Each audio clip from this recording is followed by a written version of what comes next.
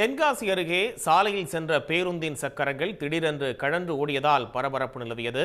தொடர்பான தகவல்களை வழங்குவதற்காக செய்தியாளர் தேவராஜ் இணைப்பில் இருக்கீங்க. விவரங்கள். அதாவது மதுரையிலிருந்து இன்னைக்கு காலையில குற்றாலம் நோக்கி ஒரு அரசு பேருந்தானது வந்து கொண்டிருந்தது.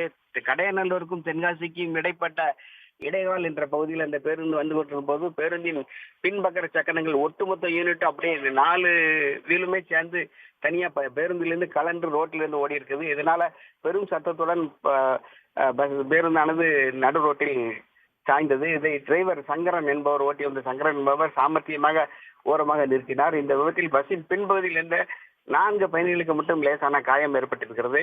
நல்ல வேளையாக அந்த சமயத்தில் வேறு வாகனங்களோ இருசக்கரங்களில் வாகனங்களோ யாரும் வராததால் பெரும் அசம்பாவிதம் தவிர்க்கப்பட்டிருக்கிறது.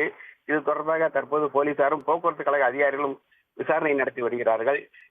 இந்த சம்பவத்துக்கு உள்ளான பேருந்து வந்து ஏற்கனவே இயங்கி வந்து பழைய பேருந்தானது புதுப்பிக்கப்பட்டு இயக்கப்பட்டு வருகிறது என்பது குறிப்பிடத்தக்கது.